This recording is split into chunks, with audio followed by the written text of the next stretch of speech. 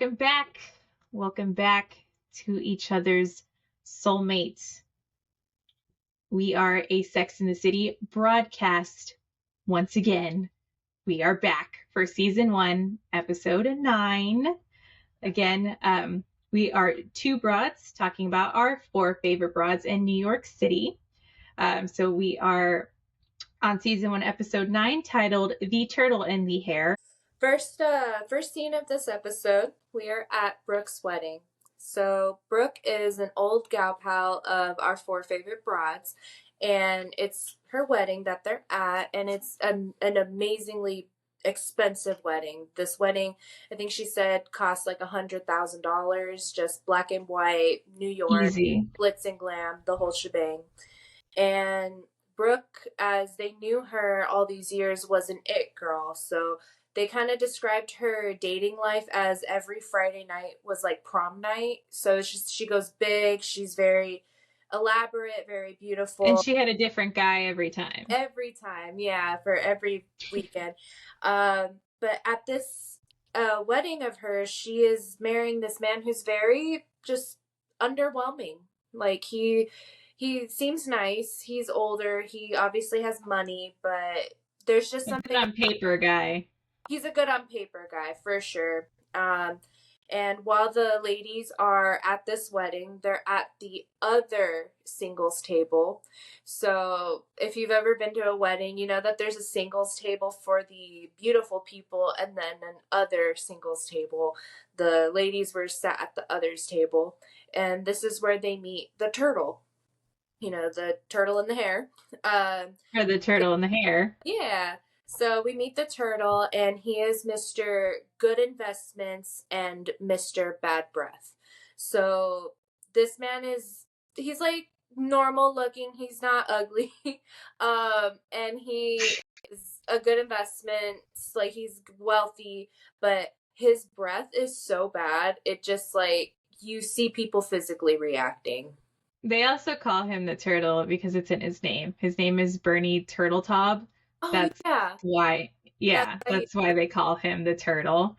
It's not just some random nickname. It doesn't have anything to do with his breath, but that's what they call him. But yeah, his halitosis over there is quite known in the Manhattan scene. So yeah, so we have Carrie. I think Carrie like sits there and he's leaning over to her, and she like has to put a flower up to her face. She has to put a flower up to her face to talk to the poor guy. So, and he's leaning over to Carrie because he got a view of Samantha in her dress, and he's in for it. He wants to get to know her and is trying to get to Carrie to see how to get to know her. Before this scene, though, I love when she was describing the wedding. She was like, "Oh, everyone was here and dressed in, this amazing garb, and here we were looking like the 4 witches of Eastwick," because they're all the 4 girls, Samantha, Carrie, Charlotte, and Miranda are there in these lovely all black dresses, kind of all black accessories kind of deal. And the wedding kind of also has this like New Orleans vibe to it, the music, like everything. So it was really cool. So it was just funny that they like mentioned that. They're like, "Oh, here we are, like being the single witches of Eastwick," Exactly. like feeling like already naturally kind of isolated, like outcast. with the outcasty, and it was just cute. So, but yeah, no, Samantha walks up to this guy in this amazing black little cocktail dress, and he looks at her like the goddess she is, and that's when all this starts. So, yep. And so at the end of the wedding, Brooke is hugging everybody goodbye, and she whispers something into the ear of Miranda, Charlotte, and Carrie. So for Miranda, she whispers in her ear, "Can you believe I finally did it?" about getting married. And Miranda just like rolls her eyes and leaves the wedding. Charlotte comes up, and Brooke hugs her and tells her that she's like, whatever her husband's name is, I totally forgot. She's just like, he has a lot of great friends. There's got to be someone here for you, kind of deal. And Charlotte just smiles. Has a lot of great friends. Bill, yeah. Yeah. And then she gets to Carrie, and she hugs Carrie and she tells her, it's always better to love somebody who loves you more than you love them. To marry someone who Yeah, loves you more than right. you love Yeah. them. Yeah. So, Very specific wording. yeah, and can we talk about that for a second? Because, like, Mm-hmm. that is heavy to, like, say at your wedding. Absolutely. Like, Absolutely. To say that at your wedding. yeah, and it's a really heavy thing to say to somebody. It's better to marry somebody who loves you more than you love them. Does it kind of take on the like persona of like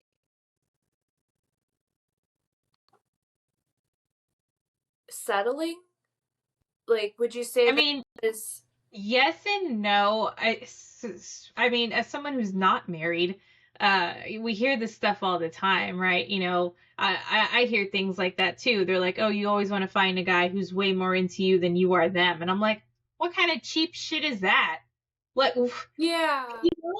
And it's like, I get it. Like we you know, women like me or some people may have this like, you know, this maybe childish fantasy of marrying for love. I don't know if apparently that's a fantasy nowadays, you No. know, or that's not what is the typical norm. But it's just, it's an ideal that I feel like has been filtered out quite a bit. And it's Yeah. not as kind of normalized because marriage innately was a business deal. It has always been a business deal. Um, there is an obvious like legal obligation. There's a financial commitment. There's an emotional commitment. It's a all around commitment. Um, and a lot of women say like, you know, I married the one who's going to be there for me, but ultimately it wasn't like the love of my life kind of deal. And that's a hard, heavy Yeah. trope that is kind of far too frequent for my liking. I mean, to each their own. It's your marriage, whatever works for you. But I'm just kind of not sold on this, like, forget the love of your life and go marry this sap No, but because I he treats you nice.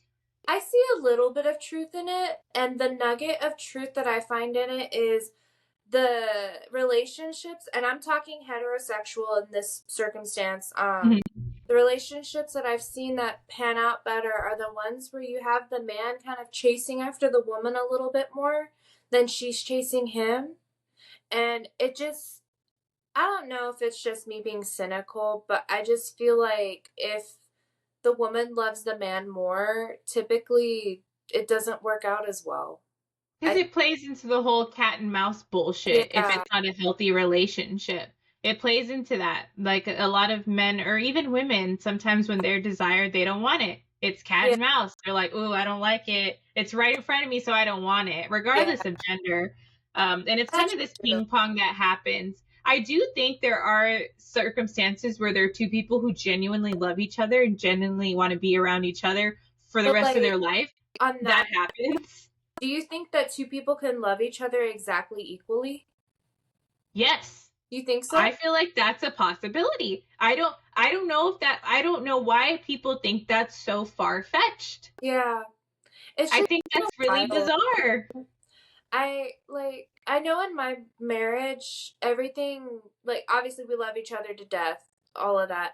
I just know that like with relationships there's always ups and downs, there's always waxing and waning. Obviously. Somebody's giving more than the other person. Obviously. And but when it comes to like actually the love that you feel for that person, the That's what I'm of talking that about. is what you That oh, soul core shit should be equal.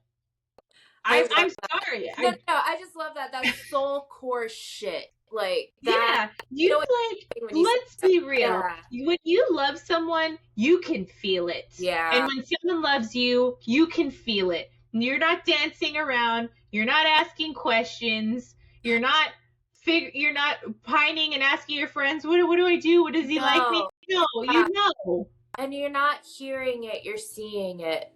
Exactly. Like that's a Biggest point. yeah. And I think that's what I think this and this trope is obviously still very common to this day. Not only was it part of the show, she's bringing this up. I guess this has been a topic for women from years and years and years past us, which is crazy, but whatever. Call me fucking naive. But yeah, there's Brooke giving her best advice ever to Carrie. So, Yeah.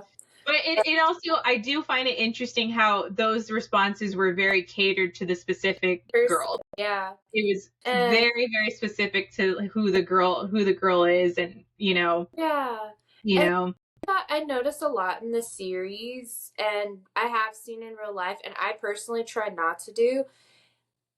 As a married person, I don't think that I know more than a single person.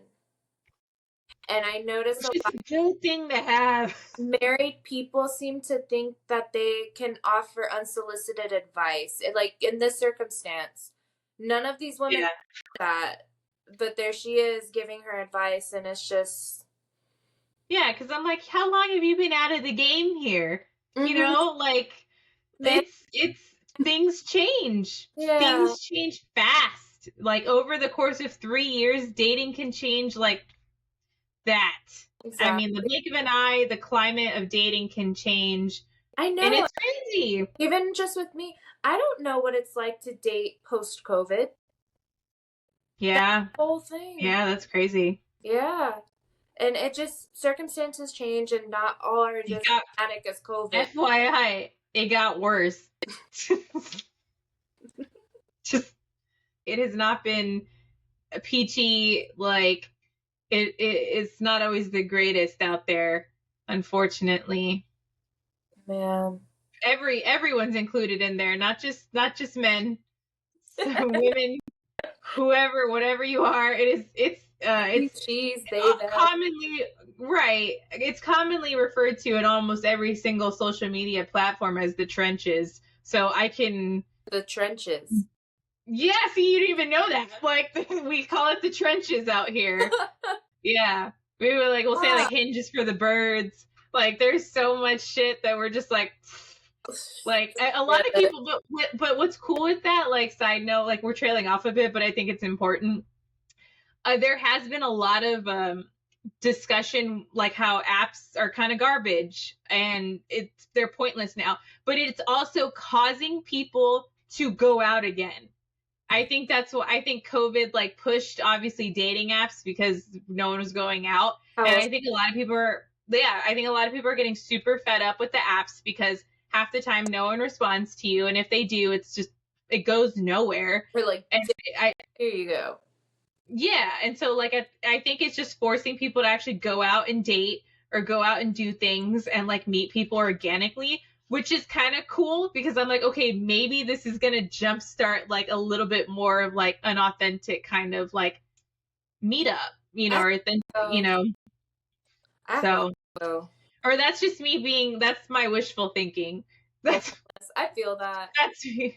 Honestly, like I want to meet cute. Like that's never gonna happen. It will. It's like a butterfly. You can't reach for it. It has to find you. Gross. Anyway. Get the fly swatter. Seriously. Okay. So next scene, we have Carrie on the phone with Mr. Big. They're both in their own homes on the phone together, both in bed.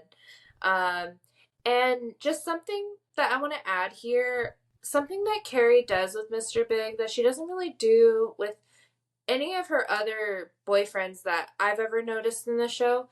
She asks him for his opinion on her a lot, and she tries to gain his perspective in her writing, and I think it's kind of sweet, I also think in turn it's because he's so like secretive.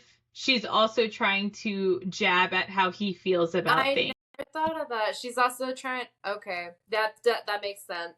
From toxic girly to toxic girly, I most definitely see that because I have done that a time. Oh, how do you feel about that? That's so smart. Nation. Learn all this info right now. But no, she asks Mr. Big, like, why do people get married if they're not in love? It's kind of like, the question that I'm sorry, the advice that Brooke gave her was still kind of ringing in her head. And so she's asking Mr. Big, like, why do people do this? And he says, I don't know. And he gives off a few examples of like maybe companionship, maybe guilt, maybe political asylum, which I love that response. all kind of like good responses. But, you know, I kind of want to throw this one to the audience. What do you think? Why do people get married if they're not in love? Because So many reasons. if I'm not mistaken, about 50% of marriages end in divorce. Nowadays, yeah. I'm gonna say it. Well, anytime I hear of a woman getting divorced, especially like this article I saw the other day, this lady's like 89 or something, and she got divorced from her husband from when they were teenagers. At 89? I always say, good for her. Good She for got divorced at 89? Yeah, I'll have to find the article. Damn. It was Yeah, like, I want to see crazy that. like that. She's old and she got divorced, but I wonder how Wow. in her life she wanted to do that when she was young and she couldn't. You know, whether it be Because like back in the day, get her own divorce was like, card, you know, she couldn't get her own job because women are paid by right. men. They had kids, maybe, like just all this stuff. Yeah. Is I We're vote for talking, this is a woman who was probably got married in the 50s. yeah, So, yeah, that's so crazy. But back then, you did not get divorced. It was like an absolute no-no. Like, hail to the no. And a lot of women or just people stayed because they felt like they couldn't. They're like, this yeah, was either a religious reason or just a marriage reason. You know, these were the vows that I took and I'm not breaking them. It's crazy, but my God, divorced at 89. How fascinating. yeah, Like, that's really admirable because she's probably like, you know, I know I'm probably going to be going soon. I don't want to be going, being the wife of someone. yeah. You go, girl. Love, yeah, because You go, girl. if they're married doesn't mean they're happy. But Yeah. anyways, Carrie asks Mr. Big why he got married. You know, we discussed it in, what was it? Last episode. Yeah, in the last episode, yeah. That was last episode. Wow, yeah. So she asks him, and he says that he was a fool in love, and they mention that they got married really young, but then he says right after, I was a fool in divorce court, which I'm like, yeah. I said that last episode, but it's actually in this episode where they talk about where he says that. Yeah. Yeah. And then he subtly mentions this to Carrie. He says, and that's why I'm never getting married again. And she's like bullet. She just like Bullet hit her. Yeah, she literally said, she goes, well, she forgot how to breathe for a second. Which is, yeah, I mean, I guess that's kind of shocking. I don't know. I feel like when people say like, oh, I don't want to get married, I don't feel like that's the most shocking information from someone. No, but in this kind of circumstance, it can be, because then what the fuck are they doing? Date, but that's what I'm saying. I think, well, more so now, it's more common for people to not get married. Yeah. But like, I don't feel like that's automatically people do want to get married. No, but that makes sense. Well, I could see that actually. I guess not what the fuck are they doing, but I do kind of feel like he has to be aware that he is currently taking an option off the table for her, and that might most likely will incite a reaction from her. Until they have this conversation. Then it's like, okay, then you guys are enjoying each other's time. Obviously, if it was that important to Carrie, she would have brought it up sooner. That's true. That's all I'm saying. It's all about communication with these hoes. Because between her and Big, I can't stand their little fucking brigade of like, none of you guys talk. And then Big says something, and then she fucking quivers, and then we're on to the next episode. That's what this bitch does every time. I lost it. Because it kind of is true. It's like so many episodes end with like her having this like meltdown in front of him, and then he's just like calmly like, well, "This is what I was thinking." We've said this in previous episode. Full affection, and then she's okay again. Suddenly everything's fine. Like pass it. Yeah. Like, But then she does say this. She says she hangs up and then she, monologues, well, can I date a man who doesn't want to get married? And in that moment, like, how, like, what's funny is that, like, the series could have ended right here. At season 1, episode 9, if Carrie said, you know what? I'm gonna leave. Like, we're breaking up. yeah. Done. Sex in the City. Done. No more. Yeah. No. A lot more character development. Yeah.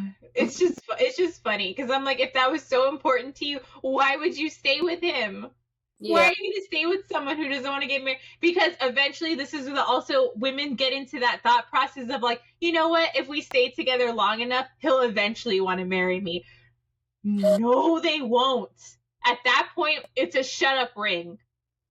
I can almost guarantee if he has ever said anything about not wanting to get married, he don't want to. It's not that he doesn't want to get married. It's that he does not want to get married to you. Yeah, because that's a reality. Yeah, when you know, and I'm not talking about it for marriage and that if you know, I think you know when you don't want to marry someone. Even just companionship, even partnership, even relationships.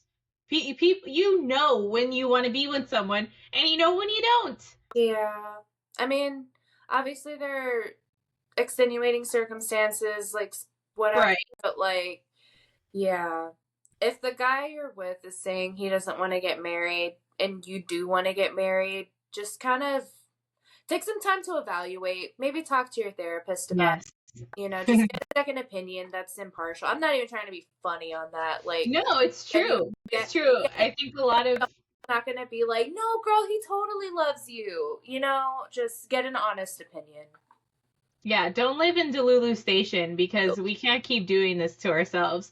I do think that kind of like facet of dating has been changing because I do think women feel like the man will change, or I don't know. I feel like that was a common thing for years and years and years. And I feel like nowadays it's kind of like, hey girl, no. Like, don't quit wasting your time. Don't be with somebody for who they could be. Be with somebody for who they are. And again, I will say this again. I have said this in an episode previously. Do not let your boyfriend keep you from finding your husband. Boom. Whoop, there it is. Anyway, the 4 broads at a diner. So Carrie takes over the whole situation to the girls, and she's just telling them about how Mr. Big doesn't want to get married. And Samantha and Miranda are both surprised that Carrie is surprised by this. They're just kind of like, big whoop, what's the big surprise? Like, oh, a man in his 40s who doesn't want to get married, like, call the news station. And Miranda also mentions that the only men who want to get married are the ones who miss their mommies. And I think commentary on those dudes who marry a woman because they want a mother and a housekeeper and they want to be taken care of. Yeah, they want somebody to fulfill that role of caretaker for them. That's also a very traditional form of marriage for the past 100 years. That's what it was. So I don't think it's like an option. Like, it's not crazy. That statement isn't crazy, but it's also just kind of like, yeah. I mean, it sounds. I think it sounds harsh, but it's not insane. It's blunt, I would say. Yes. Yeah, just like Miranda really is. So yeah, I feel her on that. Yeah. But that's just one opinion. But then we get Charlotte's side, and she's just here like, well, I think it is a huge bummer. Like, what if you date a guy for 5 years and in the end have nothing to show for it? But that's coming from the perspective of one who is dating to be married. Right. Not everybody dates to date. Some people are dating with the intention of marriage. But I think if it is that strong of a virtue for you, or I don't know if virtue is the right word, but if it's that strong of a need for you for marriage, what you're dating, and you should just be upfront about that. Yeah. And Carrie mentions that she wasn't even thinking about marriage until she was told it wasn't an option. And I feel like it's a valid point, though. I do, because she probably just never thought about it. I mean, we're in episode 9 of season 1, right? Mm-hmm. I think the first season maybe goes over like the course of a year or so. A year, I think. These are adults who have been dating kind of for maybe a couple months, a few months. Like, I don't think it's 6 months, probably like 4 or 5 months at this point, because we had a few episodes of them getting to know each other before and beginning to date, not dating for a second and then dating again. So all over the place. But so they hadn't maybe gotten to that conversation yet. But long story short, when an option is taken away from you, you kind of have this moment of, oh, did I actually want that? Yeah, absolutely. And I do feel like that is a little bit of having the rug pulled from underneath you. You know, you didn't even realize, and now you have to realize, because it's almost like, I mean, heavy topic. It's almost like the same assumption of when women who don't want kids find out that they can't have kids. A lot of women are then like, oh shit. And then that's a grieving process that they never thought they had to go through, but now they have to, because now it was presented to them that it's not even a possibility, even though this is something you never really wanted. Now it's not a possibility at all, or it's harder, you know. So I can see how it is. It could be that kind of like severity. So I could see that too. Yeah. But yeah, we have some different perspectives on this, though. We have Samantha, who comes in and she says to be cool and pretend that you don't really care, because when he sees you not caring, then he'll wonder why you don't care, and then he'll realize he does, and it's a whole new ballgame. She's not wrong. That's what I'm saying. I have never received more love from a man than when I've told him that, no, we're not doing this. It's cat and mouse. It really is. It's cat and mouse. Everything boils down to this bullshit cat and mouse shit. And you know what's funny? It's like, because I experienced this thing, you know, this with like men I'm like not interested in, and I'm like, I'm genuinely not teasing you. I'm your friend. I just don't want to be with you. It's not a game. This isn't something, you're not getting a high score. You're not gonna win. There is no final boss. Like, there's nothing. This is not a chase. This is not a game. No. Cut the cat and mouse. No. You are definitely a person that there's no mistaking when you're into someone. Like, oh, I give someone the world. Like, there's a very... So if I'm just saying, if somebody's out there wondering if you like them, you probably don't. You will know. And I tell that to everyone. Like, especially if I like just start dating someone and they're very like on the fence of like, oh, is this? And I'm like, no, you'll know. You'll know if I like you or not. You will know, because you either get nothing or you get everything. Genuine, like, truthfully, loving someone as a Leo, for me, it's all in or nothing at all. So if I put in effort into anything kind of romantically, just know I genuinely liked you. Like, that's how that works. That's how that works for me. Like, effort. Yeah. And speaking of effort, Charlotte mentions that she thinks that a relationship should be based on honesty and communication if it has any chance of succeeding. Which obviously. And it's like funny, because looking at this from a 2024 perspective, fucking obviously. Fucking obviously. But then it gets cut off, and she said, Samantha cuts her off and is like, if you were 25, that would be adorable, but you're 32 now, so that's just stupid. That's such a popular frame, like on Instagram and stuff. We get to finally use it. But it's like not, but I also don't really agree with it. So Not it's kind of like, particularly. because that's really true. I mean, it's Samantha v. Charlotte. So, Yeah. yeah. But Samantha's still coming of age in this part of the show. She's still Yeah. figuring it out. But, you know, Carrie just kind of wonders if she can just ignore what happened, you know? Mm-hmm. Like, can she just, like, move on and pretend like she Just did? like brush it under the rug and see what happens with the relationship. Yeah.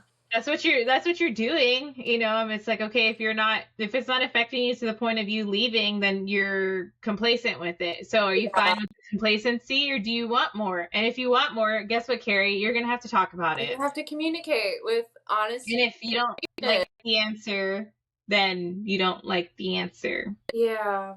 But it is what it is.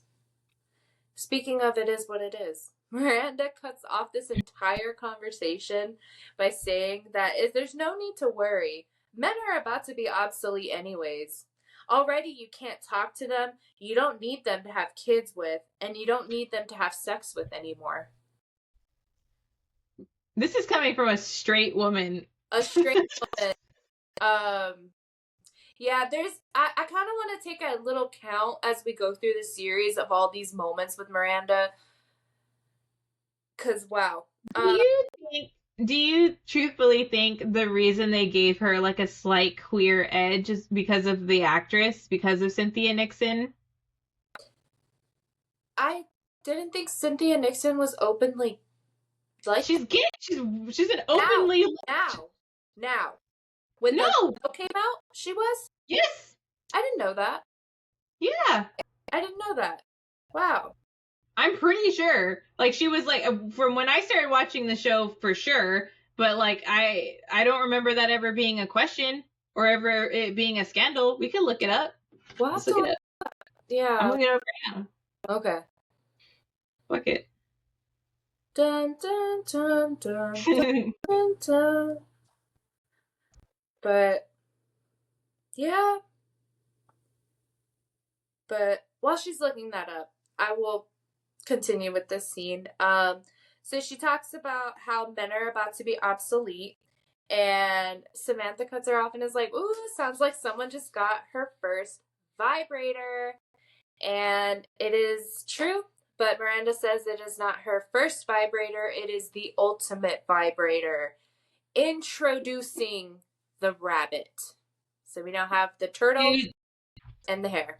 The rabbit. And the Hare, which in the 15 years of watching the show, never made the connection ever to why it was titled The Turtle and the Hare. Nope. And I was like, oh, it's because it's a rabbit. Mm-hmm. Also, I have learned doing this podcast, though, I never paid attention to the episode titles. I don't know, I think we probably mentioned that before, but now paying attention to the titles, it's kind of funny seeing all this, you know, like the connections and the cleverness and all that fun stuff. Anyway, I looked it up. Cynthia Nixon now, I guess, identifies more as queer. She's like, you can say I'm a lesbian, you can say I'm bi, blah blah blah. She was previously in like heterosexual like relationships earlier in the years, but then she like just got married like in the early 2000s to a woman, or like, you know, for a partner. What was going? It was 2004, I think. It just said that I think that's when she got married. Not married, but like how did marriage work back then? Was it a partnership? It was a union. Yeah, it wasn't legal yet, at least across all 50 states. But yeah, anyway, so I'm like, yeah. I always thought there was a connection between Miranda and the actress. Like, I wonder if, like, you know, because sometimes they like you fill the parts of the character with yourself. Sometimes actors do that. Yeah. I didn't know if that was like a possible correlation in the show or in the writing. So I had always interpreted that aspect of her personality to being like, I don't know how to say this like delicately, so I'll just say it like the ugly one. Like, okay. Because She's I'm just not not the girly one. very pretty, but she's not She's treated. not girly. She's not girly for sure. She's definitely the tomboy of the group, and that's Yeah. kind of what I always attributed these aspects of her to. But I don't know. Yeah, because truthfully, she's looked at differently than how men look at Samantha. Yeah, You know, really. it is a different kind of position when you're not someone who's like um typically of the male gaze. Yeah, So you do have a different perspective dating, relationships, casual sex. It's all so different. I mean, she never has a problem getting laid. no, she does. Never. That girl be fucking. It's like a lot. Like it's like that she's always on a date for the most part. At least throughout the series. I know sometimes she'll go through like dry spells and stuff, but Like,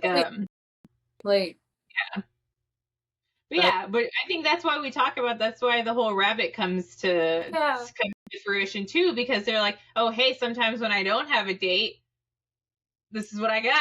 This is what we're working with. And we're yeah. committed. He's solid every time he hits it.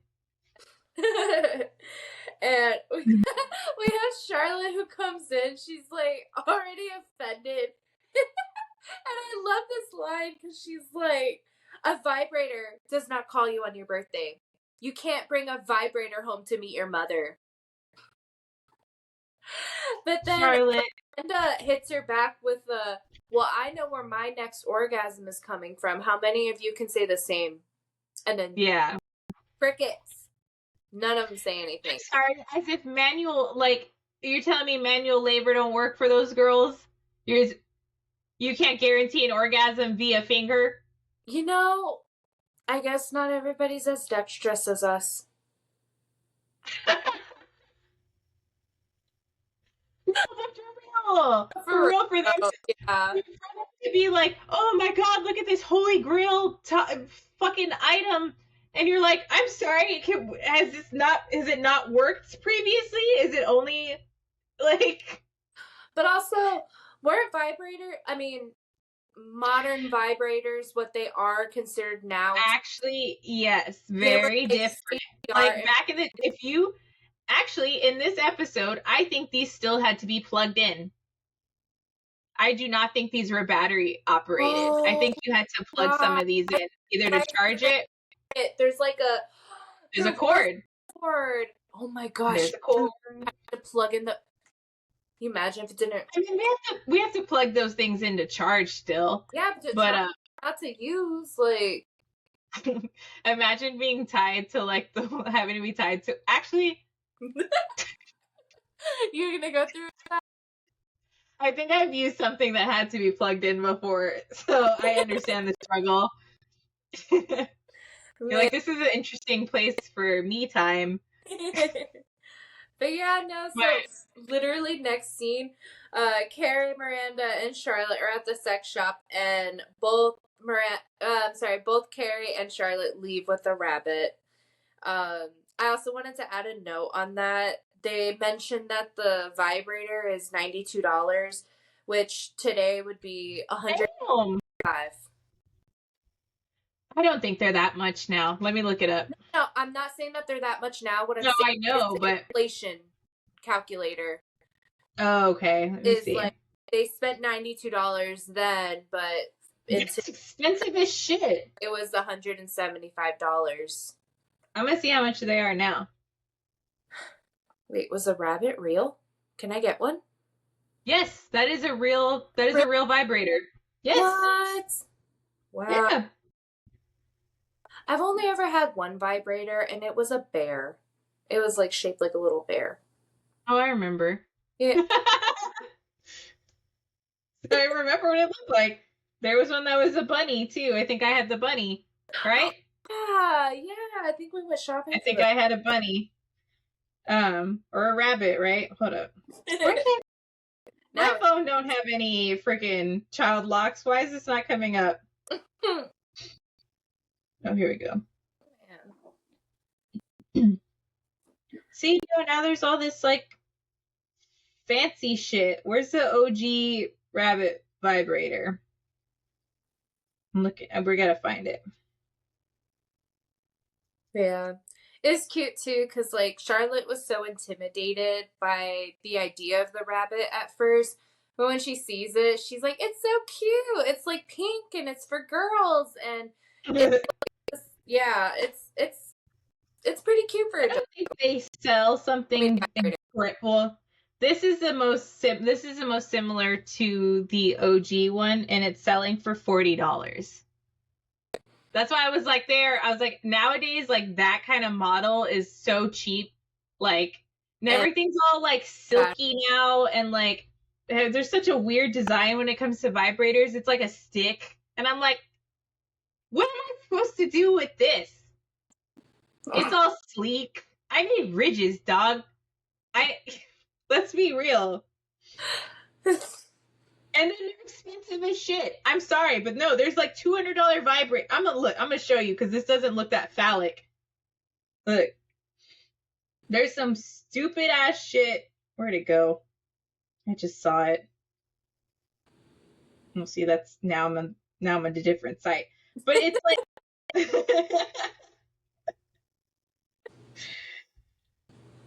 But there's like such God. The whole sex toy thing has been insane. Keep talking. I'm gonna find it. And while she's doing her research, we'll cut to the next scene, where she's in bed. She's not like using her vibrator currently, but she has it in the bed with her. She's looking at it, and Samantha calls her on the phone to tell her about her night. So she's on the phone with Samantha while like playing with the vibrator with her hands. With her hands, not like actively not using it. But Samantha tells Carrie about a date that she went on with a guy named Jerry that she met at the wedding. She was on the date with him at this really nice restaurant, and about 2 minutes into the date, he's saying he's flirting with her, everything's going well. But 2 minutes into the date, he excuses himself real quick, and it seems like he's gonna go to the bathroom, but he doesn't come back. And so she has like a couple of drinks and she's waiting for him at the bar. So when she starts to walk towards the bathroom, she sees him and he is like, he has his hand on the wall and there's a woman and he's flirting with her intimately. And poor Samantha. Everyone knows what that means. Yeah. Like the second a man kind of like holds possession over you like that, he's into you. That's a telltale sign, ladies. But I don't actually ever think I have seen Samantha as defeated in the entire series. Like, well, this is one of them. Yeah. She rarely lets it actually like when it comes to like rejection specifically. Yeah. She felt very like, well, what the fuck? Very, you know, and you could feel it. You felt her getting rejected, and like everyone's had that moment too, where you're like, oh, you're like, damn it. And wait, hold on, I found the vibrator. Oh, this shit. Like, what am I supposed to do with that? What kind of fucking Pixar bullshit? It's like an exclamation point. Oh, am I looking at it upside down? You know? No, this is it. This is it. But like, it's just, what's that? What is that? What am I supposed to do with that? Yeah, it's not very clear. Yeah. Boring, dumb, stupid design. Huh? I said, I hope it comes with instructions. You don't need no instructions. It's insert here, but it's going to be a boring ride. Is that on the label? I'm sure it vibrates, okay? At least it has that going for it. But poor Samantha with her feelings hurt. She's walking out the restaurant. And who does she see on her way out? It's the turtle. And the turtle. He just starts throwing her compliment after compliment after compliment. and she was just in such a vulnerable spot. She just needed somebody to tell her she was pretty that night. Sometimes you just She needed some validation. you need some validation. It'd be like that sometimes. Definitely, It's definitely. it's harmless. You We've just all like sit we've down and all gone out like to feel better about ourselves. We've all been like, I feel like shit, let's go out. Like, I yeah. want to get hit on, you know. Let Yeah. me feel good about myself tonight. But like, so while they're talking, this scene has always been so unsettling to me personally, but she confronts him about his breath, and she just Yeah. like, really nice about it. She's just like, honey, like the breath. He's like, I'm sorry, I'm taking Chinese herbs for longer life. And she tells him, a longer life all by yourself. And he tells her, I killed the last woman who spoke to me like that. And she just smiles like, aw, he attempted a joke. And I'm just here like, I've seen so many true crime podcasts that did end like that. Yeah. I would have left personally, but I'm not Samantha, so He was obviously making a joke. I don't know. I take people at face value, but that's just me. That's true. It was kind of reminiscent of like Patrick Bateman when he's like in American Psycho when he's ordering from the bar. She's like, "What can I get for you?" And then she turns around and he's all like, "I want to skin you and then wear it." And he's like telling her that, but she can't hear because they're in a loud bar, and like he's not fucking with her. Like those are his like intrusive thoughts coming out. And then she was like, $20. I love that scene. Oh, love American Psycho. Yeah. You said your little note, hold on, like these are Christina's notes. She said I would have left. I do put notes in there on how I feel about certain things. I love that. I would have left. I would have. I would have been like, ooh, I'm gonna I trim would have left too. I would have been like, something bad happened. honestly. Oh. And Carrie just like she just wonders about Samantha. She just wonders if this can work out between Samantha and the turtle. Because Samantha's here talking about him like he's a fixer upper. She Yeah. says she's gonna get the breath under control, get him a new wardrobe, and he's gonna be this brand new dude.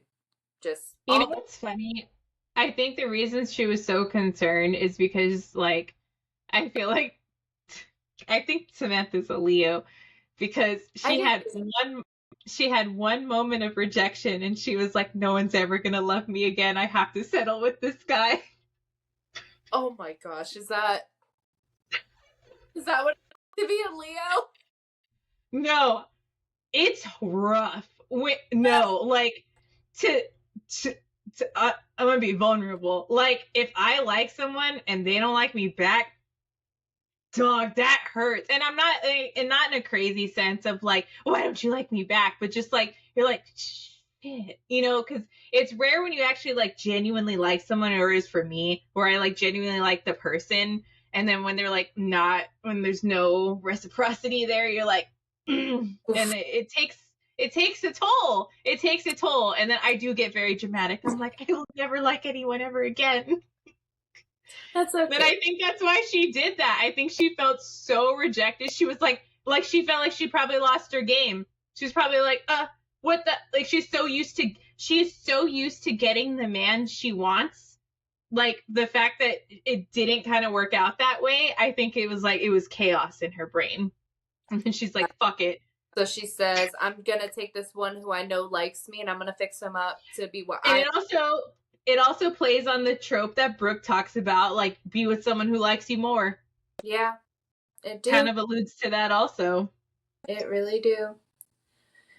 And Carrie kind of compares the situation. So she compares the situation to hers, where she is dating a man who won't get married. And then Miranda, who's having a meaningful relationship with something that comes in a box from Japan. So just kind of wondering, is what Samantha's doing any better or worse than what Miranda and I are doing? which is Yeah. interesting. They're all dealing with different things, so it's weird to compare them so Yeah, directly. they're all in such But different aspects of like relationships. yeah, but they all kind of have to do with this idea of settling. Yeah, that's obviously the theme of this episode is like Yeah, settling, you know, marriage and what it really is, what does like settling look like? complacency. You know, Yeah, what should you settle in certain circumstances? But we pan over to the next scene, and we have Carrie and Brooke running errands together. So again, Brooke was the one who got married in the beginning, who told Carrie that it's better to marry someone who loves you more than you love them. So right. while they are doing errands, they're just kind of walking around. I think they were returning some wedding gifts that she didn't like or something.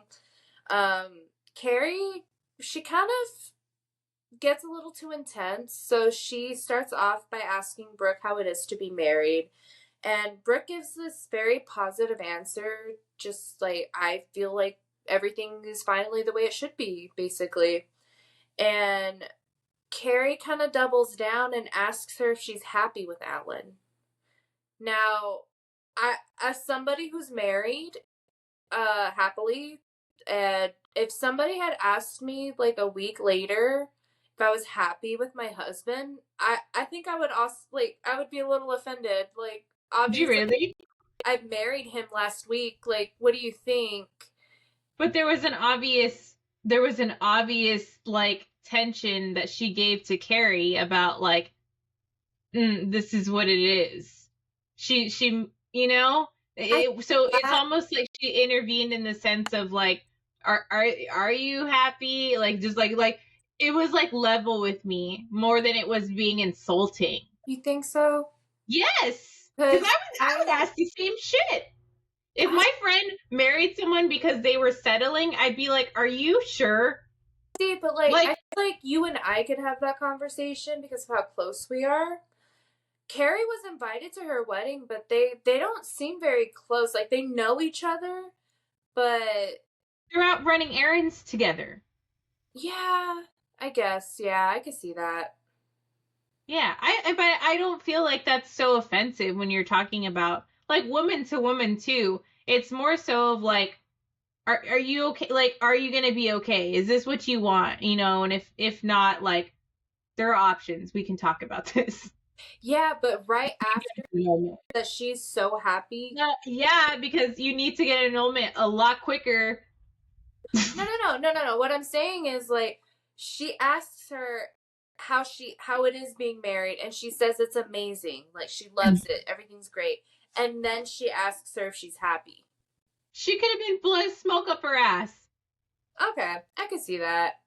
I just I see it I because would I think people because I know deflect I'm so all the time. yeah. No, I could see that for sure. But no, Brooke gets a bit defensive and is just kind of like, of course, like, yeah, I'm happy.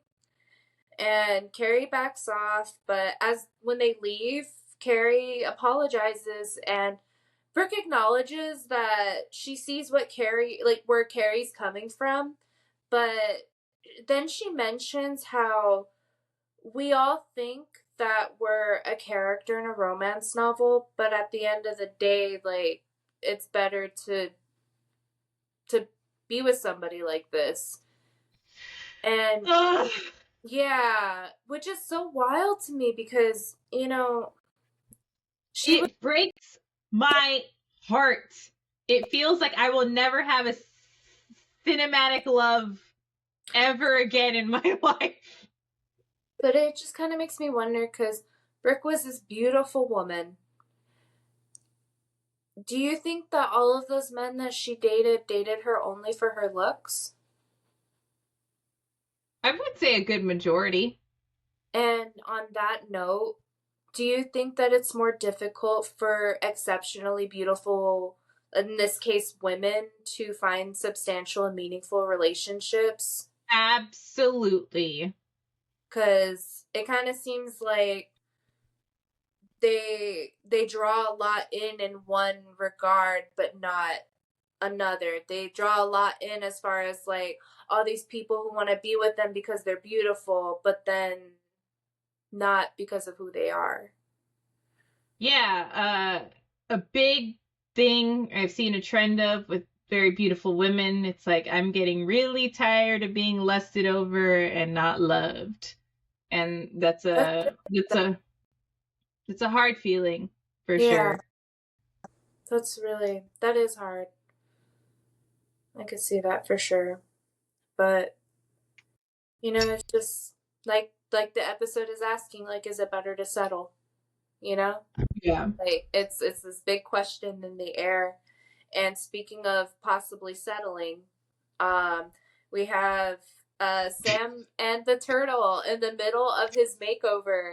So he literally They run into they're in Carrie New and York Brooke. City. They're walking around Manhattan, and part of that culture is that you'll see people on the street. Everybody's walking everywhere. So they like run across the street and come say hi, and it's so cute because the turtle literally twirls for them. He shows them the outfit that Sam picked out for him, and they have Which to she looks hurry. great, by the way. Great, and they have to She's run. in like a black turtleneck, like black Yeah, jacket, like new all, glasses. and they even have to run off because they're about to go get like a facial or something with her. And when they The whole 9 yards. yeah, and then when they leave, Brooke and Carrie are kind of deciding they're gonna leave too. And as she's exiting, Brooke just kind of looks over at Samantha one more time, and she says she's a smart girl. She seems happy because she thinks that Samantha's making the same decision that she made. Exactly, but do you see how that she's trying to validate her own choice through With other people? yeah, Yes. And that's what I'm saying. Like, that's what I'm saying. This girl's so fucking delusional that she's trying to make her marriage something that it's fucking not. And that's what bothers me about that trope. That's what bothers me about it. If you aren't truthfully in love with someone, don't fucking marry them. I'm sorry. You know what? I don't know what the fuck I'm talking about. I'm not married, but if there's a trade-off system there, sure.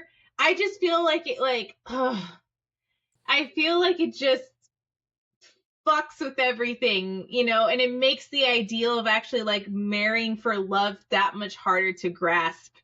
But whatever. I'm a hopeless romantic, so this just fucking bothers me. I'm never getting married. Okay, Mr. Big. I'm not. I get that. Me and the homie, for sure. No, I feel that too. Sometimes, like, I see where he's coming from. With Carrie's bitch ass, absolutely. We have an episode coming up where I got a bone to pick with Miss Carrie Bradshaw because it's super. We're gonna have to put a trigger warning for cringe because I can't handle her. And this is season 1. Carrie Bradshaw. It gets worse. It gets worse, dog. So bad. It's so bad. But we love the show. We love it so much. Doesn't mean we agree with the girls. It's just funny. Oh, anyway. And speaking of the girls, we have Charlotte and Carrie at yoga, and they're talking about the rabbit.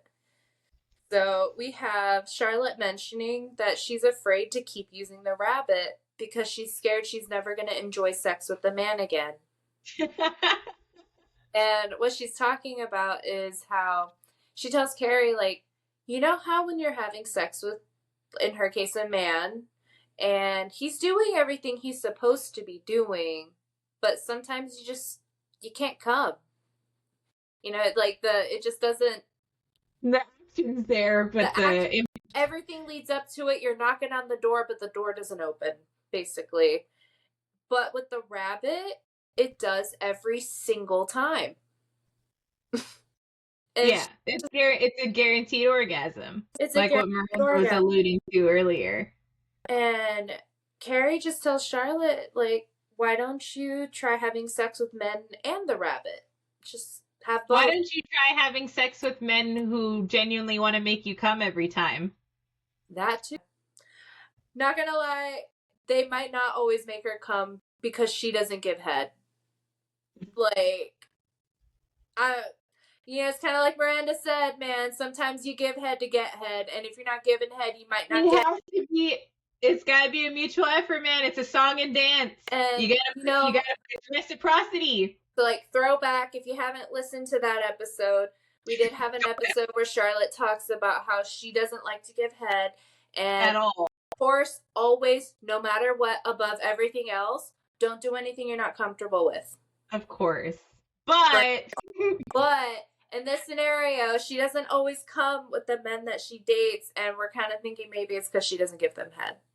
Right, and also her ideal kind of sex at this point is like missionary on fucking on Egyptian cotton sheets, and I'm like, I'm sorry, you can't always get off during missionary. No. Like, you know how hard that is?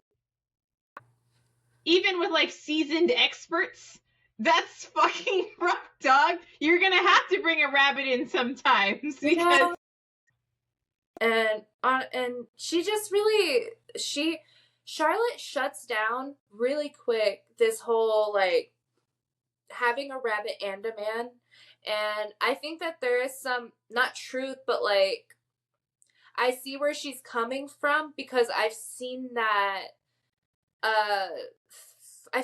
in a lot of scenarios. Like, there are men who aren't comfortable having their partner have a vibrator, and they and if you are, you fucking suck. Get the and fuck women out. Don't date someone like that. And don't call and it's not freaking feminist. And like, I know we just said like don't do something that you're not essentially comfortable with, but it's like, but we're talking about like utilizing an object to give your partner pleasure. No one's asking you to use these toys on yourself, but if it helps out, the both of you, first of all, if it helps the both of you, why not? And then if it helps your partner get off, what's the fucking problem there? What are you so upset about? You feel like it's emasculating? Then be better. Be better. Do some more push-ups. If you're scared of the vibrator because you're afraid of what it could do, then be better. Be better. Because, it is one thing to say, like, I don't feel comfortable having that here while we're having sex, whatever. But it is another thing to be like, you can't have that. Because fuck that energy. Like, people deserve the right. Like, let people have their vibrators. They deserve them. Life is so stressful. I'm asking you to like fucking put a cock ring on every time, but like, why can't you just play around with a little tiny bullet vibrator and kind of fucking kill you, dude? I promise. And they're usually really cute. Like, ours came in little animals. Like, she had the bunny, I had the bear. Like, meant some cute shit. But anyway, talking about homophobia and men, practically. Speaking of, yeah, I like that's what it stems towards, but whatever. That's just my opinion. But yeah, no. Right after, Carrie does the whole like, we'll just have both. Charlotte's like, no. Carrie just kind of like drops it, and she's like, so are we still on for our plans tonight? And Charlotte's just like, I have a phone call that I have to like be at home for, and it's a transatlantic call. It's long distance. It's very important. But Carrie doesn't say anything. She knows that Charlotte's staying home with her rabbit, and that's fine. Just go ahead, do your thing. Yeah. So instead of going to the ballet with Charlotte, she goes to the ballet with Stanford, which takes us to our next scene. As Carrie and Stanford are leaving the ballet, Stanford is mentioning that he's just done with the gay scene. That it's just so competitive. Like, he's just done. And he even tells Carrie that he put out a personal ad. So if you remember from your life experience or from our last episode, personal ad, like these newspaper ads that people would put out, little boxes of like this person is seeking this. Yeah. And he put a personal ad to see if he would get any responses, and he gets one response, and the guy shows up and he looks identical to Stanford. Like, they have the same physique, they have the same height, they have the same baldness, everything. Yeah. And he just looks at Stanford and he's like, I'm sorry, bro, this isn't gonna happen. Yeah. Immediately. But how hot is it to like have sex with yourself? I bet that would be really bad. Isn't that a thing on Rick and Morty? Huh? Isn't that a thing on Rick and Morty? Probably. Right? I'm sorry. It's about to be Leo season. Like, Oh, it's either today or tomorrow. oh No, my what? That's God. probably. Yeah, I feel like if a Leo could have sex with them, they would. I'm about to be insufferable for the next couple of weeks. Oh man. But no, Stanford is just like, I just don't have that gay look. And Okay, queen.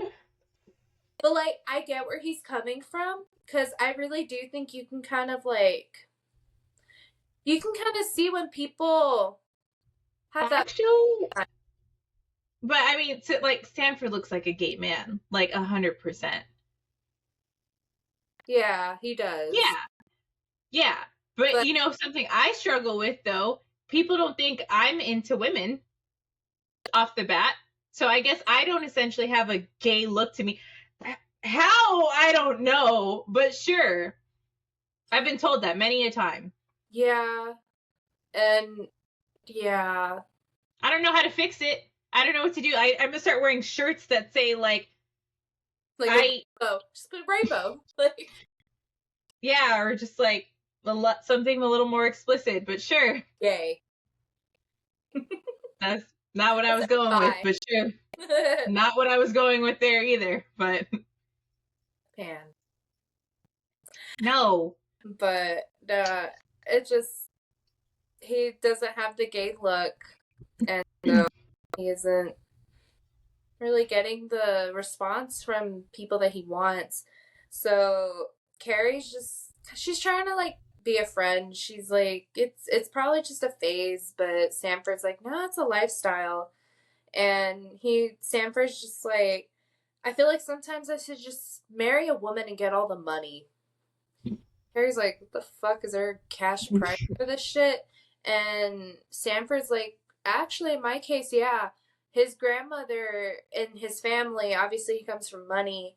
The grandmother gives out inheritances. Inheritance? Yeah. She gives out the inheritance to each family member when they get married. So they kind of come up with this plan of getting married to each other as like a joke, really, but to gain all the benefits of marriage. And Stanford's really excited about the idea, and like even starts listing all the reasons why they should. And my favorite was like, he tells her, who else is going to keep you in expensive shoes and encourage you to cheat? Like, so cute. You know?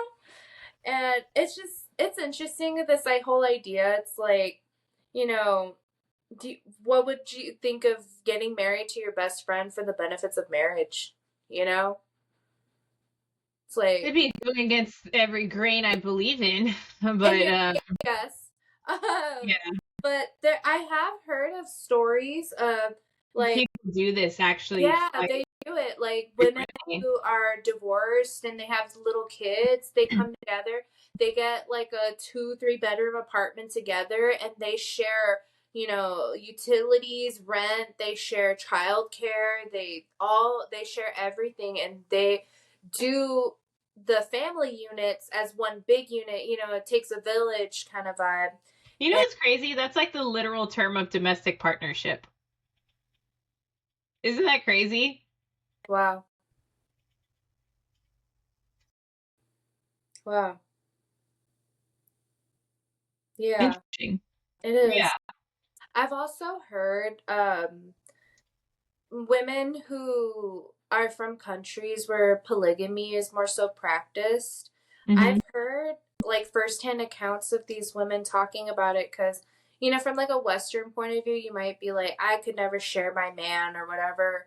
but I've heard them talk about how sharing the responsibility with other women for the whole house is really helpful because you no longer are the sole person in charge of childcare, in charge of feeding everyone, in charge of cleaning everything, in charge of satisfying your husband, and all of that. You now have, like, you divvy it up, and in a lot of these cultures too, they there's no favoritism allowed, so everybody gets an equal part of what's happening, and it works for them. So I No. think that's pretty cool. Like, this actually Yeah. legit. Like, people do this. Culturally, if it works, absolutely. I think that's fascinating. I'm always going to be a teach your own kind of person. It doesn't fucking affect my life. Do whatever the hell you want. Yeah, really. Who cares? But Personally, I just can't. I'm like the thought of someone else touching the who I'm with is like an app. No, I'm, we're not even gonna get there because it's gonna get ugly. you're getting all like, I can see the fire flickering. Leo season's coming. Leo season is coming. It's like right now. It's literally happening right now. That's why. Just Unleashing fucking hell. No wonder it's storming outside.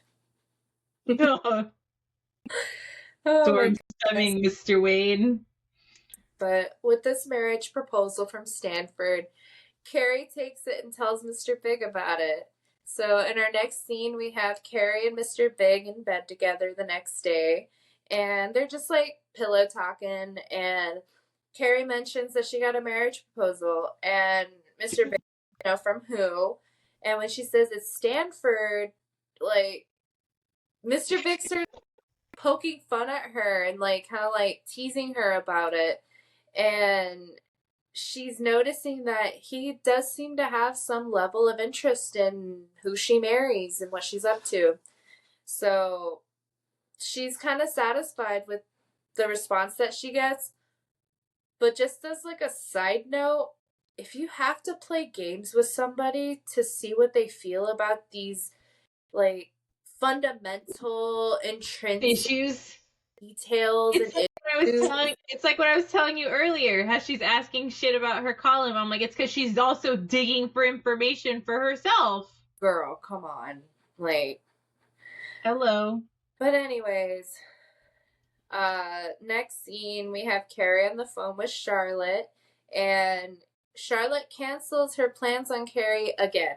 So this is multiple times in a row now that Charlotte is just falling off the face of the earth, and she is just like, and when she's having consistent, amazing orgasms. That's why. And it's so cute because every time she calls to cancel, she's just like all breathy and just like, oh, I can't go. I have to stay. Isn't that the worst though when like you're like mid sesh and then someone calls you? You're like, you have a for that. You really do. Too. You do. You do too. You do too. I'm like, fuck. And it's like, I'll flip up the cob like, not now, bitch. Exactly. And back in the day, we didn't have the little flippy do. Your contact picture would fucking come the whole goddamn screen. And I'm just like, great. I love to think about my best friend while I'm coming.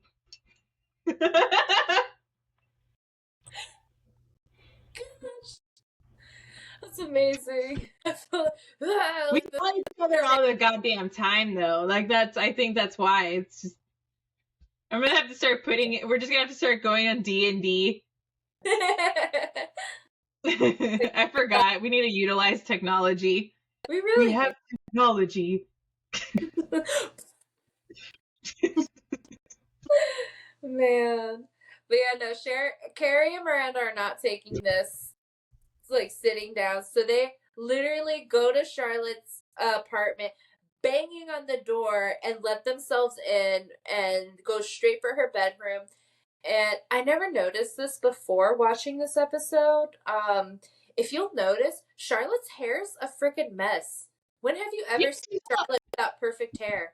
And then she's all sex-haired. And also, her room's a mess. Yes. It's trashed. I've never seen anything out of place on this woman. So basically, this woman got her first vibrator, and her whole life went to shit. She basically like went to work and went home and came. They're humanizing Charlotte because that's what every girl does. That's how every girl's room looks, and that's what we do. We go to work, we come home, we play with our vibrators, we don't clean our room, we don't brush our hair. And I'm trying to validate my own life choices right now. No, literally. And it's so cute too. She's getting mad at them for taking her vibrator away. She's like, it's a vibrator, not crack. Oh, yeah. She said, it's a vibrator. It's not crack. And she even hid the rabbit behind her stuffed rabbit on her bed. This woman's 32. I have stuffies. You have stuffies? What the? Absolutely. I sleep with a cow every night, and her name's Elsie. Oh, and I have a seal. I have a giant chunky seal named Corncelius. And then I have a blobfish named Blobbert. But guess what? Crazy bitches are the best in bed, and crazy bitches have plushies. Where are my squishmallow girlies at?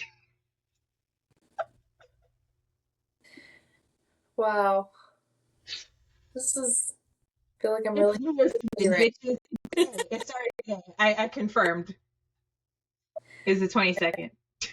And it's so bad, too, because Charlotte just... She's like, I just realized I'd rather be home with the rabbit than go out and deal with men. And when she says that, I'm like, girl, ain't we all been there? We have definitely been there. We have all been there. Especially nowadays, man. It's so... It's funny. It's resurfacing the same kind of thing. You're just like, you know what? This is consistent. It's safe.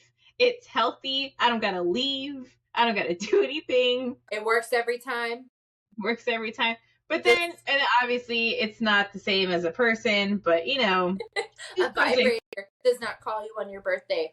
They don't call you, I mean, that I don't really give a shit about. But, like, sometimes I miss the weight. Get you a weight. It's the weight of a person I miss, and that's it. But I think that's just, like, my tism. I need, like, deep pressure therapy. Don't they make, like weighted plushies and shit? I think there's weighted blankets. I'm just gonna get an emotional support dog that lays on me. Oh, that'd be cute. Get one like Butterscotch. I really want a golden retriever. Not on this side of town.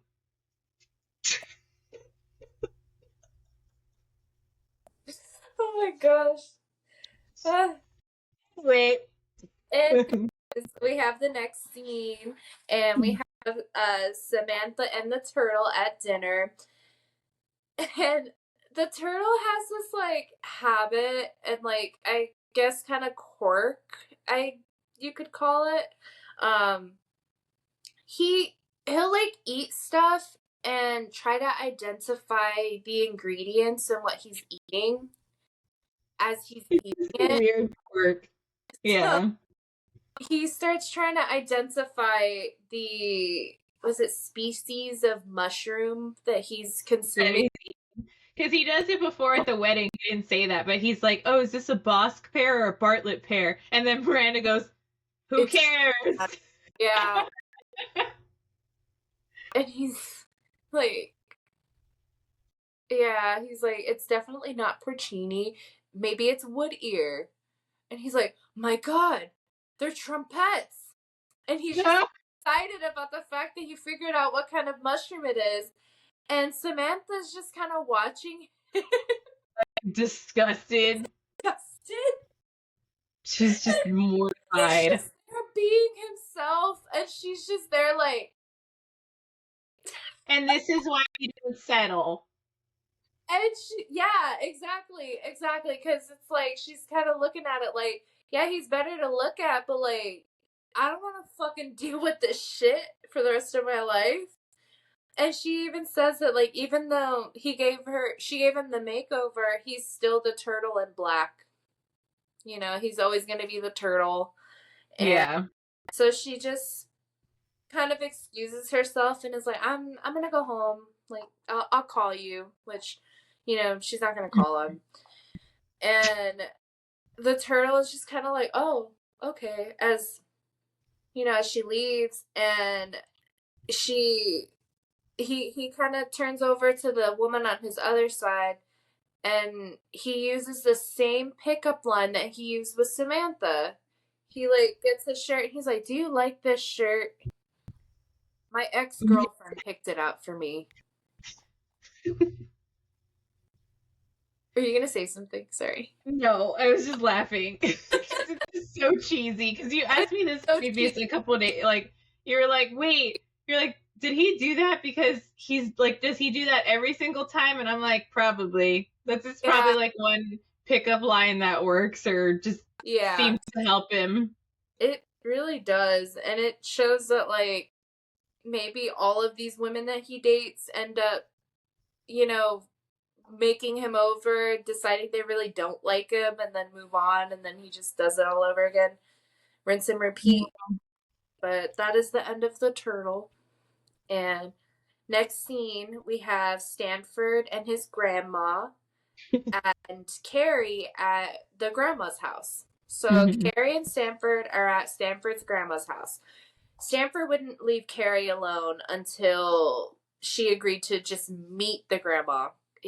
I think he's really convinced that this could work, that he could marry Carrie and get all this money and stuff. And while they're there, they're just kind of chatting in the little living room, and Carrie compliments the grandma Chanel suit. She has this pink Chanel suit. It's very, very Beautiful. beautiful. Beautiful. And she's just talking about how she has the suit in pink, black, blue, and as she pauses, Stanford's like, and eggshell. Just very excited. Not helping your case, Stanford. No, not helping the heterosexual case, but that's his grandma. He's known him his whole life. And they're kind of looking around the room and looking at the photos on the mantle of the fireplace, and Carrie is just really admiring how big their family is. And Stanford's grandmother asks Carrie, do you want a family one day? And she thinks about it for a moment and she replies honestly, like, yes, I do. Mm-hmm. And that's like, I think the one time we hear that from her ever she actually did want that. And she said it earnestly too. Like, it wasn't just kind of like telling her what she wanted to hear so her and Stanford can get money. It was honest. Yeah. Which, interesting. But it's funny because when she says it, Stanford's like, like, he's like, oh shit, I'm gonna have to produce a child with her now. It's not like they have to actually do the act for that. Jeez. I know, it's just funny. It's but right after, not helping the gay rumors, Stanford. Nope. But after Carrie says that, Grandma pulls out a cigarette and asks Stanford to go get her some matches for the cigarette. And while he's gone, going to go get the matches, she's just, telling Carrie, like, I love Stanford, but he is a fruit. And that nothing gets past Grandma. No. And they thought they could psych her ass out. She's like older than a boomer, right? Like, anyways, from before even boomers were, comes this lady using the term fruit for gay. I know, it's just the way she said it. Carrie just realizes that the only inheritance that Stanford's gonna get from his grandma is her Chanel suits. Like, over her dead body, basically. Like, he ain't getting me. Yeah. You know what's crazy? Like, him knowing that to begin with, like, don't you think he would have, like, done that earlier. Like, he must have known his whole life that's how he would have gotten his inheritance. So why didn't he just fake a marriage when he was younger, get the money then, and then live a gay life? Well, Carrie was the one who brought up the idea to him. It just probably just Why did he never think about that in the first place? Not everybody's that calculated. Some people just drift through life. You gotta think. You gotta use your fucking noggin for shit, guys. Use your fucking noggin. As I have to remind everyone, you are generally smarter than the average person. You have to give them a little bit of time to catch up. Disagree. Everyone needs to play the New York Times games. Use your little fucking brain every now and then. Play some Wordle. Do some Sudoku. Get that shit moving. Maybe you'll formulate a thought for once. Oh! It was something you said that one time. Rub 2 brain cells together.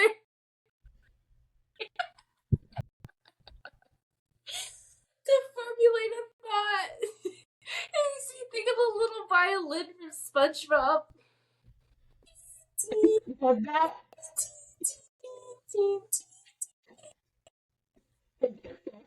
You take your 2 brain cells, rub them together, and form a thought.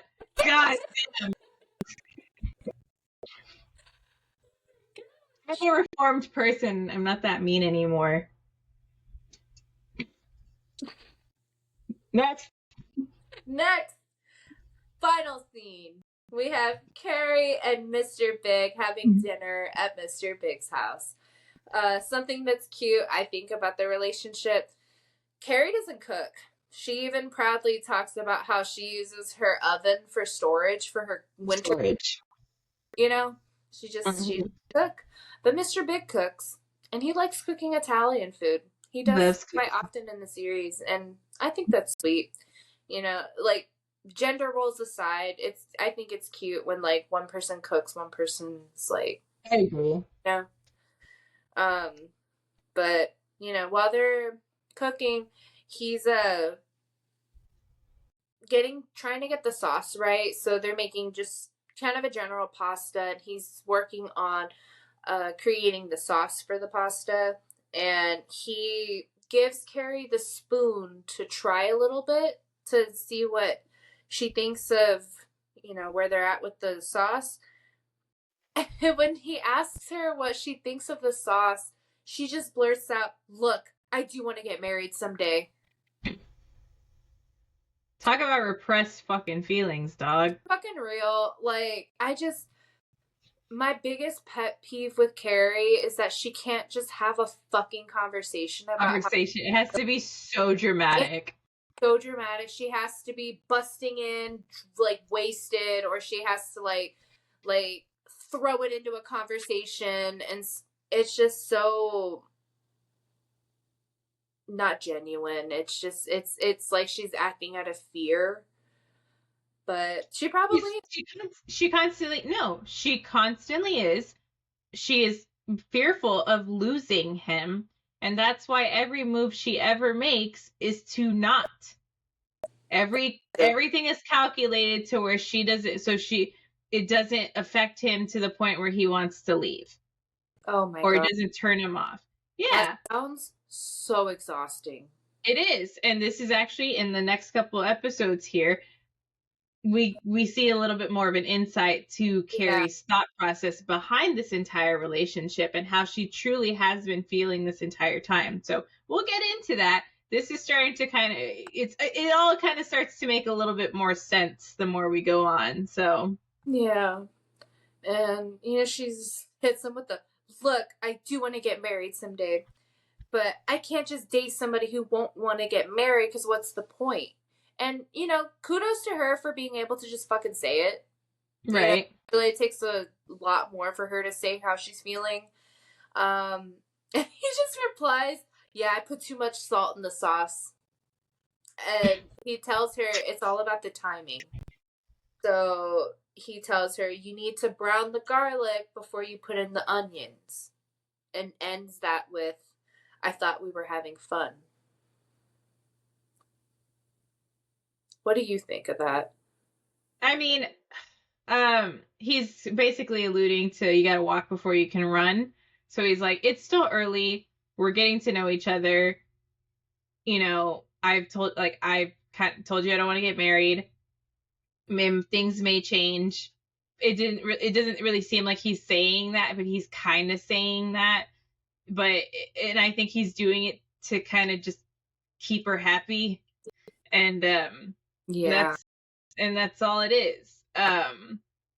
Again, their relationship is. I'm going to say this again.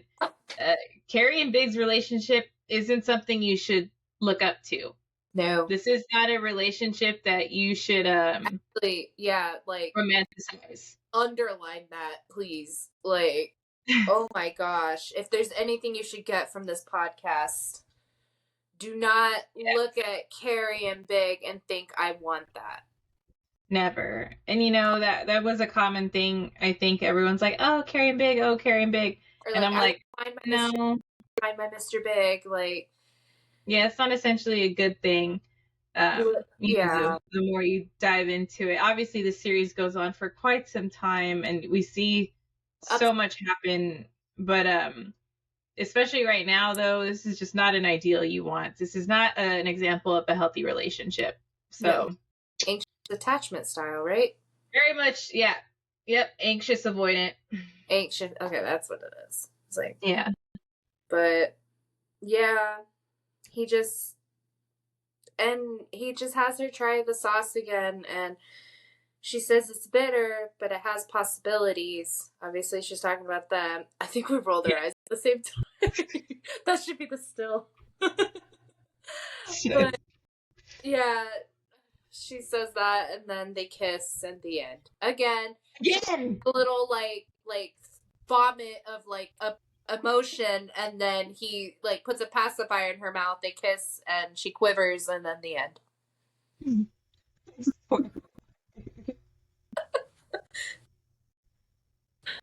Every time we just finished talking about this. Every time. And with that was The Turtle and the Hare. That was The Turtle and the Hare, season 1, episode 9. We got through it. This was kind of a long one. There's a lot. I've noticed anytime we introduce side characters, we have so much more to talk about because there's these little like parasocial like relationships going on, and we have to kind of explain that or talk about it and relate it back to the girls or how they fit in with the girls. But they're always fun ones. They're always a lot more intricate, and you know, we get through it. It's great. I do enjoy the ones with side characters quite a bit. So, but yeah, so we got through that. I can't believe, God, we're already done season. Every time we're like, oh, we're done with this one. Oh, we're done with this one, because it's just cool. It's cool. We're getting close to being done with the first season. I think that's going to be a big accomplishment for the both of us to feel, you know, hey, we did it. Got through. At least we got through the first season. At least we say we did that. You know, can't say we didn't try. So we get to the movies. I got shit to say. No, honestly, if you stick around, like for all that, it gets wilder and weirder for sure. Yeah, and we got some like fun little things that we've noticed in the series and further seasons that are really cool that we're excited to talk about. Like, you know, I found this is just the beginning. This is just the beginning. I found a lot of stuff that I'm excited to share with you guys that I've never seen anywhere online. So I would like to. We're gonna go episode by episode and go through the whole thing all together. Yeah. Crazy. And you know, step before, if there's any commentary, anything that you want to see, anything that you wish we would stop or do more of. No, truthfully, every time, like I always say, we welcome feedback. We're still so new at this.